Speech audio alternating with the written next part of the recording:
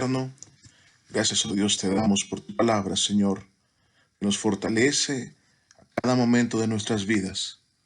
Oh bendito Dios, venimos delante de tu presencia, Padre, para conocer, oh Dios, las verdades hermosas que en Cristo tú nos enseñas, Padre eterno.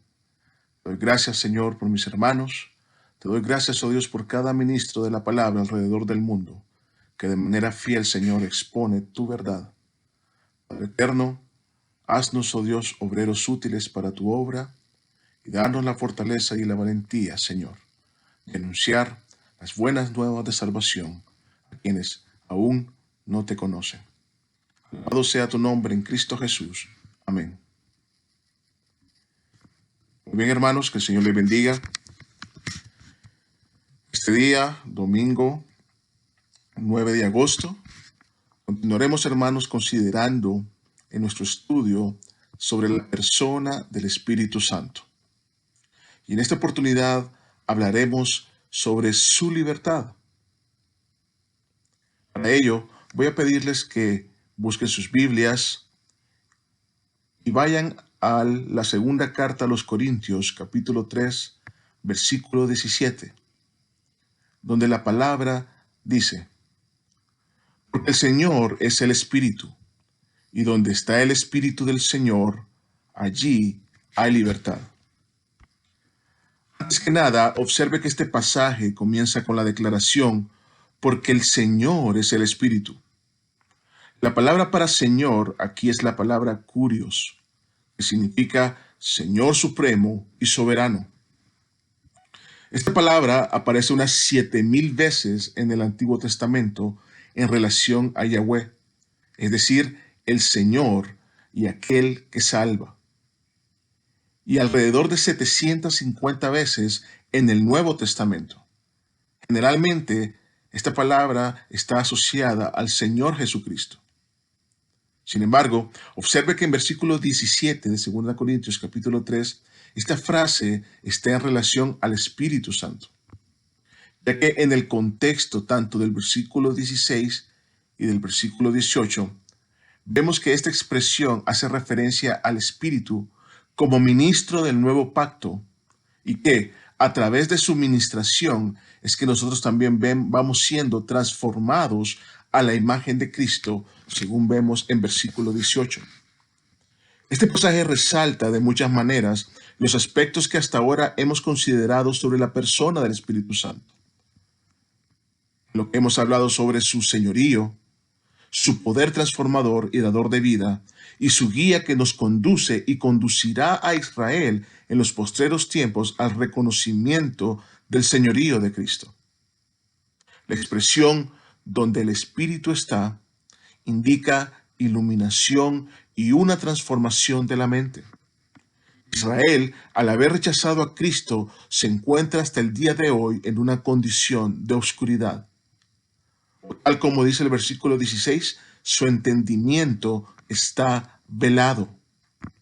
Pero donde el Espíritu está, el entendimiento completo de la voluntad de Dios a través de la persona de Cristo se hace manifiesto en la mente y los corazones de quienes han confiado en su nombre y en su mensaje. La palabra libertad en este pasaje se deriva de la palabra griega eleútseros, que hace referencia a alguien que ha nacido en libertad y no bajo esclavitud. Paradójicamente, muchos inconversos creen que al acercarse a Dios perderán todo aquello que consideran que los hace libres. Que la iglesia significa tener que seguir una serie de reglas o regulaciones y ven a los creyentes casi con compasión, como si fueran personas frustradas o limitadas en sus libertades. Sin embargo, este engaño no es nuevo y de hecho es tan antiguo como la propia humanidad. En Génesis capítulo 3, versículo 1, vemos a Satanás implantando a través de una pregunta un enfoque distorsionado de Dios y de su Padre al preguntar a Eva: ¿con que Dios os ha dicho, no comáis de todo árbol del huerto? Sin embargo, la ordenanza de Dios en capítulo 2, verso 16 fue: de todo árbol del huerto podrás comer, mas del árbol de la ciencia del bien y del mal no comerás. Satanás siempre ha intentado hacer ver a Dios como un Dios de reglas que limita mi libertad, y no como es en realidad un Dios en donde hay verdadera libertad, y quien en su amor nos da a conocer también su voluntad y los límites de esa libertad para usar nuestra libertad para escoger amarle y escoger compartir una verdadera relación con Él, de manera que esto nos lleve a vivir con gratitud y en obediencia por amor. El doctor Ravi Zacharias expresó: la verdadera libertad no es hacer lo que nosotros queramos, sino hacer lo que debemos. La palabra libertad nuevamente se refiere entonces a alguien que ha quedado exento de obligación o responsabilidad, en este caso, ante la ley, ya que observe que la referencia hacia Israel en versículo 16 de 2 Corintios capítulo 3 indica que será quitado el velo, y esto es en referencia a la ley de Moisés.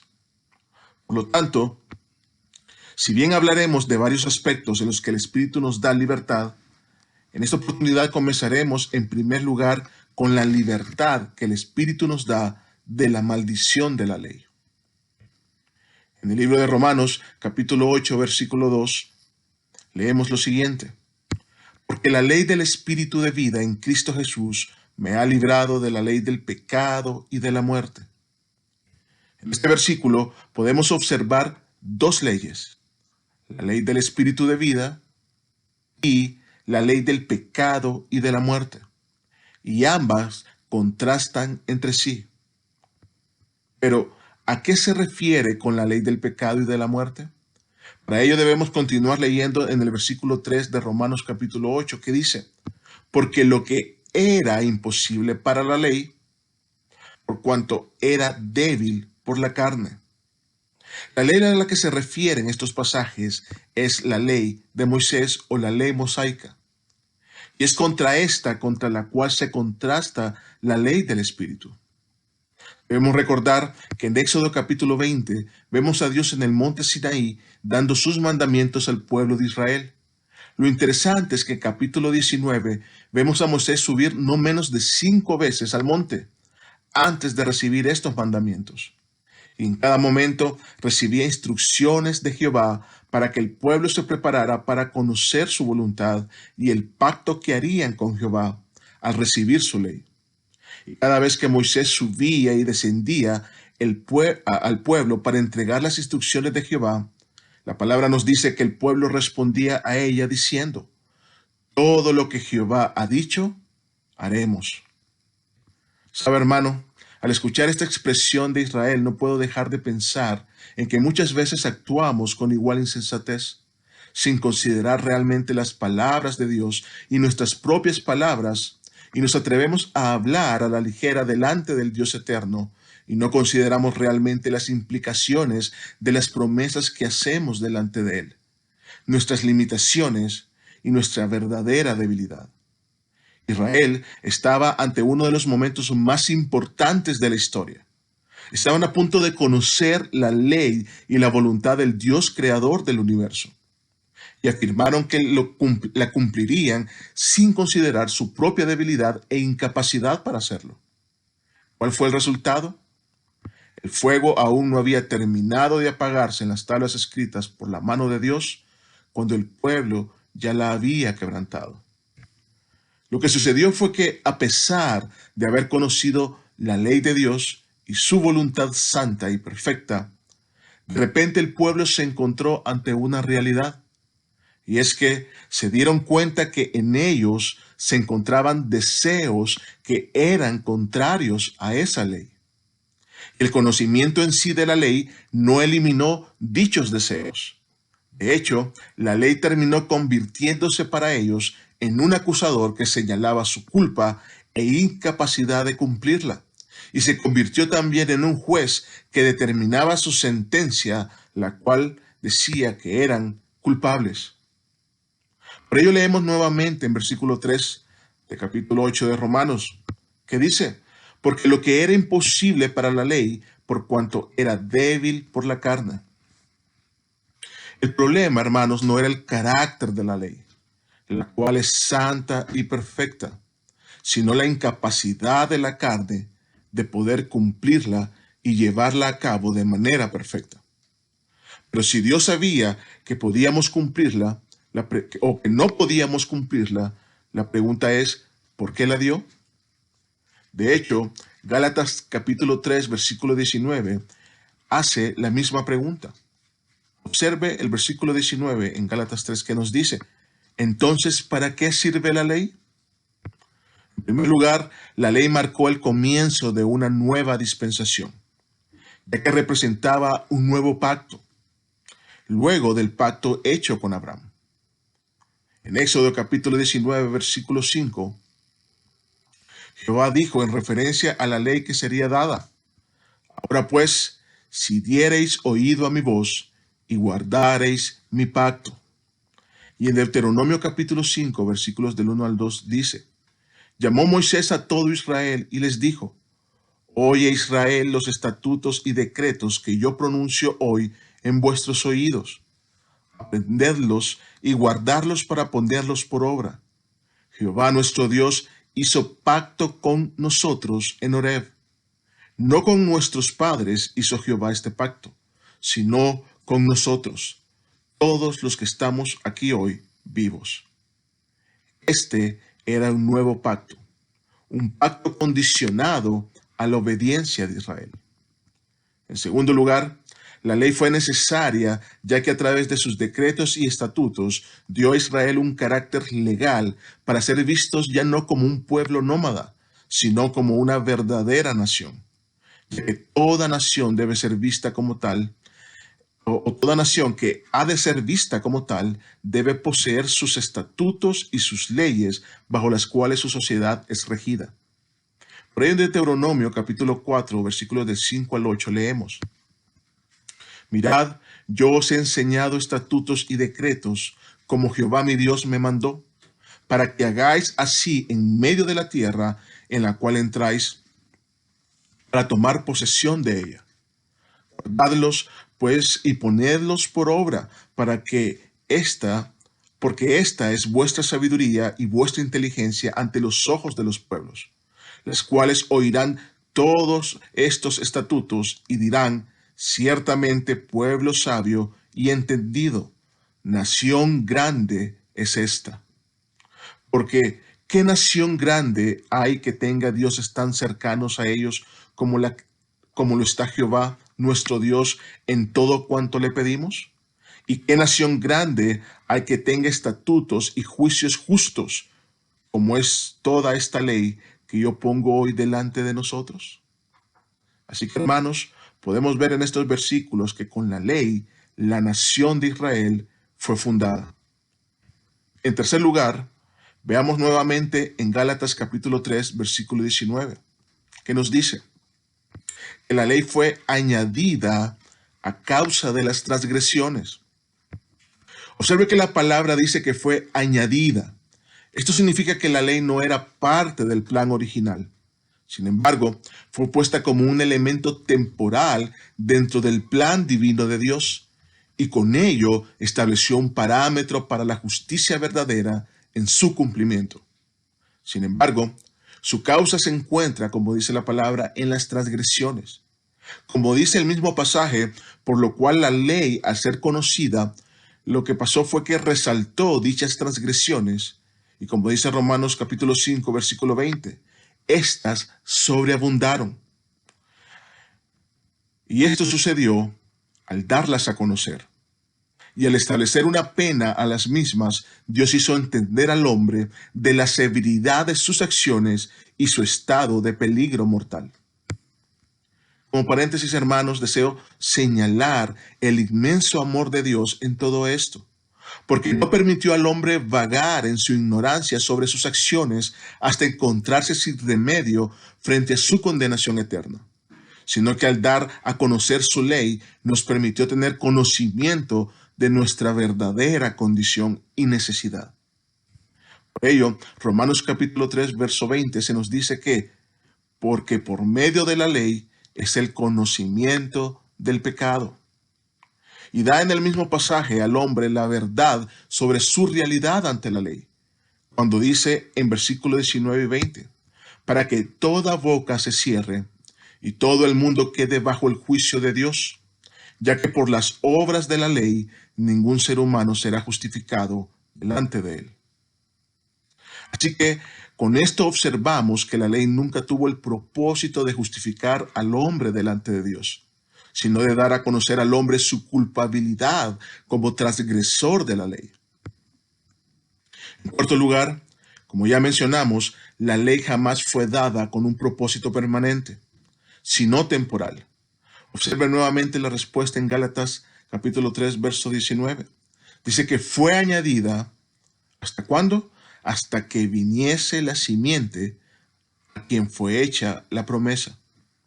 La ley fue dada hasta que se cumpliese la venida de Cristo y su obra redentora en la cruz, con lo cual vendría a formarse un nuevo pacto. En el Antiguo Testamento vemos en Génesis capítulo 4 a Caín, un tipo del hombre religioso intentando venir delante de Dios con las obras y el fruto de sus manos. Hasta el día de hoy, a muchos les cuesta comprender que no pueden sus obras y su religión ser aceptas delante de Dios. Que sus intentos por guardar la ley son inútiles, por cuanto el problema del hombre no yace en las cosas externas, sino en su interior. Y la ley como tal no transforma ese interior. Solo deja a la luz su naturaleza perversa y maligna. Nuevamente, capítulo 8, verso 20 del libro de Romanos, de la carta a los Romanos, dice lo siguiente: ya que por las obras de la ley ningún ser humano será justificado delante de él. Con esto, el hombre queda sin excusa. Nadie podrá alegar que no tenía conocimiento de que sus acciones eran pecaminosas. Recuerdo que en cierta ocasión invité a una persona a la iglesia. Me dijo que prefería no ir para no darse cuenta de las cosas, ya que de esa manera podía vivir haciendo lo que quería, y así, si algún día estaba delante de Dios, podría decir que simplemente no sabía. Lo que esta persona no sabe es que hay un principio legal que aplica tanto para los habitantes de una nación como para aquellos que habitan en la creación de Dios, y es que nadie puede alegar ignorancia de la ley. La ignorancia voluntaria, hermanos, no eximirá a los pecadores delante de Dios, ni tampoco sus esfuerzos por ganarse mediante sus obras la justificación por sus pecados, ya que como dice Romanos capítulo 3, verso 23, por cuanto todos pecaron y están destituidos de la gloria de Dios. Hay personas que justifican el pecado de muchas maneras, diciendo que pueden incluso existir pecados piadosos, como las mentiras piadosas, como si pudieran la maldad y la santidad mezclarse en un mismo acto. De hecho, solo pensar de esa manera hace manifiesta nuestra propia decadencia moral. En febrero del 2020, un diario digital publicó las declaraciones de un sacerdote que calificó el aborto como peor que la pedofilia, diciendo: la pedofilia no mata a nadie, mientras que el aborto sí. Esto solo ilustra cómo en nuestra decadencia somos capaces de justificar o dar calificativos a un pecado por encima de otro, y hacemos concesiones según nuestra propia conveniencia. Por ello es común escuchar a mentirosos decir: pero por lo menos yo no vendo drogas. O a los que sienten envidia o rencor decir: pero al menos yo no soy un asesino. O a los chismosos y blasfemos decir: pero por lo menos yo no soy corrupto ni robo. Pero la ley, hermanos, presenta un vínculo de unidad completa y perfecta, de manera que al transgredir una de sus normas es haber roto la integridad de esa unidad.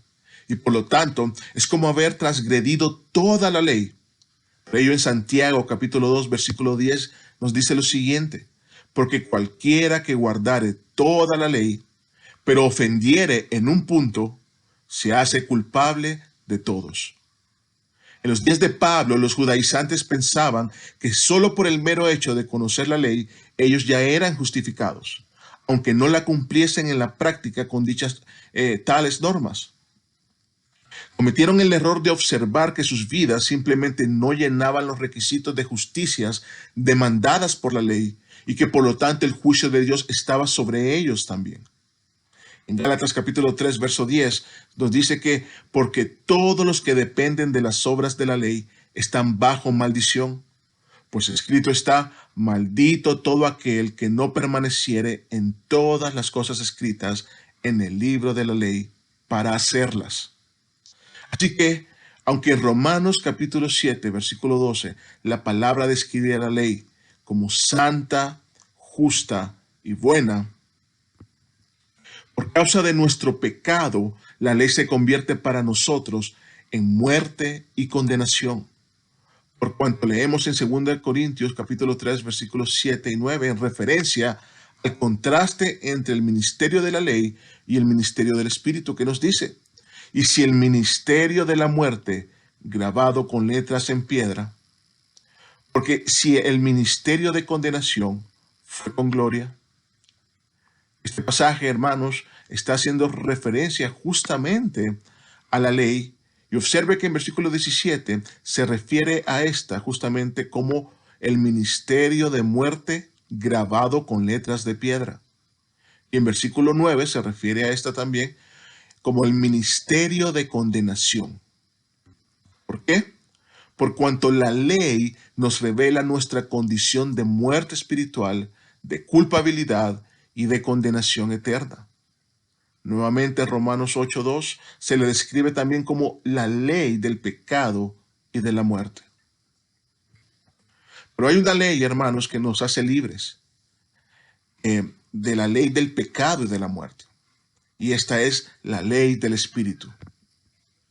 En Romanos capítulo 10, versículo 4, leemos: porque el fin de la ley es Cristo. La obra de Cristo en la cruz excedió por completo las obras de la ley, y con ellos ha hecho posible establecer en él un nuevo pacto, poniendo fin al viejo pacto a través de la ley de Moisés. Por lo cual leemos en la primera carta a los Corintios, capítulo 11, verso 25, que nos dice: esta copa es el nuevo pacto en mi sangre. La obra de Cristo quita al hombre de poner su mirada en la ley, la cual no puede traer una transformación de su interior, a poner su mirada en la obra de Cristo en la cruz y su resurrección. De manera que el objeto de su fe ya no está en las obras de la ley, sino en la obra de Cristo, por cuanto leemos en 1 de Pedro capítulo 1, versos 8 y 9, en quien creyendo, aunque ahora no lo veáis, os alegráis con gozo inefable y glorioso, obteniendo el fin de vuestra fe, que es la salvación de vuestras almas. Todas las religiones del mundo, hermanos, buscan que el hombre haga algo para satisfacer y apaciguar la ira de sus dioses. Por ello vemos cómo a través de la historia las distintas civilizaciones llevaban a cabo actos grotescos de sacrificios humanos para intentar con ello hacer que sus dioses apartaran las sequías, las hambrunas o las enfermedades. Dios, siendo bueno, santo y justo, debía entonces, por su carácter y naturaleza, también castigar el pecado y a quienes habían transgredido su ley, sabiendo, como leemos en Romanos 6, versículos 23, que la paga del pecado es muerte. Sin embargo, a diferencia de todas las falsas religiones, Dios, en lugar de castigar a la humanidad, expresó de manera máxima su amor por esta, proveyendo a su propio Hijo, quien cumplió de manera perfecta los requerimientos de la ley, imputando en él nuestra culpa y haciéndole a él el receptor de su ira y su castigo en nuestro lugar. Dios se ofreció a sí mismo para venir y nacer entre nosotros y caminar haciéndose partícipe de sangre y carne, por cuanto leemos en Hebreos capítulo 2, verso 14, que nos dice: así que por cuanto los hijos participaron de carne y sangre, él también participó de lo mismo. Él, siendo rey soberano, se hizo siervo por amor a nosotros, por cuanto leemos también en Filipenses capítulo 2, versículos del 7 al 8, o del 6 al 8. el cual, siendo en forma de Dios, no estimó el ser igual a Dios como cosa que aferrarse, sino que se despojó a sí mismo, tomando forma de siervo, hecho semejante a los hombres, y estando en la condición de hombre, se humilló a sí mismo, haciéndose obediente hasta la muerte y muerte de cruz. Aquellos que ponen su mirada en Cristo y su confianza en su obra perfecta, experimentarán uno de los efectos de la obra del Espíritu Santo, al ser liberados de las ataduras de la ley.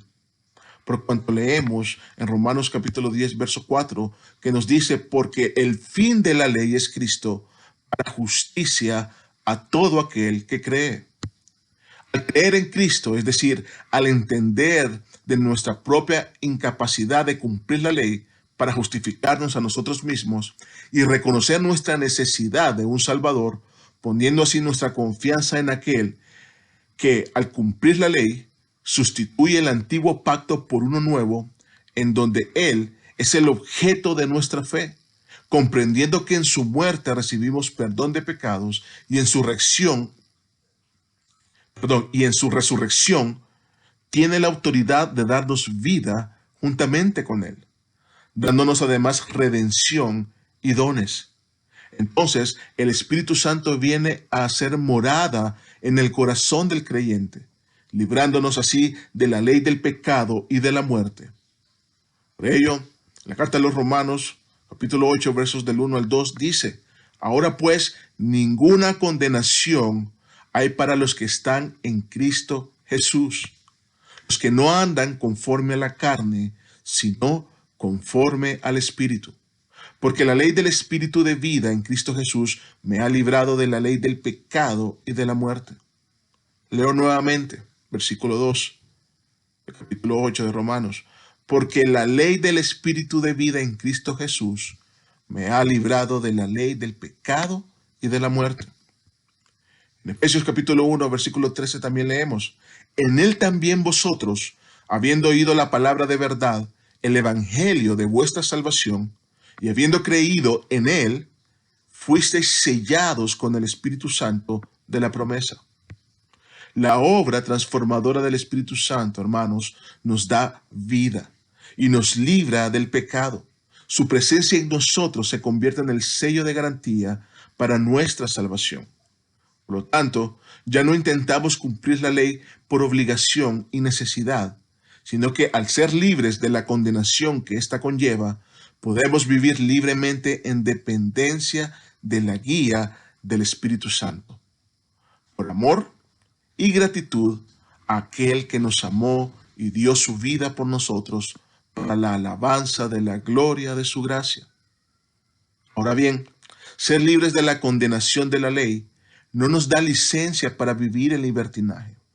Gálatas capítulo 5, verso 13 nos dice, porque vosotros, hermanos, a libertad fuisteis llamados, solamente que no uséis la libertad como ocasión para la carne, sino servíos por amor los unos a los otros. La libertad no debe llevarnos a vivir nuevamente bajo las ataduras de la ley, pretendiendo cumplir sus demandas para ser aceptos ante Dios, por cuanto en Gálatas 5:1 dice, estad pues firmes en la libertad con que Cristo nos hizo libres, y no estéis otra vez sujetos al yugo de esclavitud.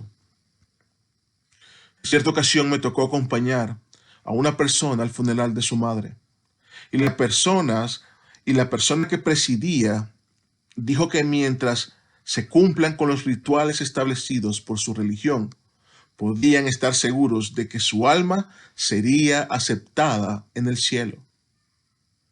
Esto no solo me pareció terrible, pero me pareció muy triste, que aquellas personas no habían comprendido que el amor de Dios a través de Cristo los había ya hecho libres de todos esos rituales y que no debían buscar estar sujetos al yugo de esclavitud, de manera que puedan vivir con confianza de que sus almas están seguras en Cristo Jesús. Hermanos, vivamos con gozo la libertad que en el Espíritu de vida en Cristo Jesús nos ha dado, para amar y servir a nuestro Dios, para amarnos y servirnos los unos a los otros, sabiendo que ya no estamos bajo las ataduras ni bajo juicio, sino que somos verdaderamente libres en Él. Por ello, el Evangelio de Juan, capítulo 8, verso 36, nos dice: así que si el Hijo os libertare, seréis verdaderamente libres. Amigo y amiga, si aún no ha puesto su confianza en el nombre de Cristo Jesús, yo lo invito a reconocer sus pecados y confiar en su obra redentora en la cruz, en aquel que murió y resucitó al tercer día, y de esta manera experimentará una nueva vida en libertad de la muerte y la condenación. Un himno titulado "De la ley libres" reza en 2 de sus estrofas: de la ley libre, dicha indecible, Cristo sufrió la pena terrible, rota su liga, al preso soltó, Cristo por siempre nos salvó. No más cautivos, ya no hay cadena, Cristo nos dio la vida eterna. Ven a mí, dijo, cuando llamó, Cristo por siempre nos salvó. Así que, hermanos, damos gloria al Padre, damos gloria al Hijo y damos gloria al Espíritu Santo, nuestro gran Consolador. A Dios sea la gloria, el imperio y el poder por los siglos de los siglos. Amén. El Señor les bendiga.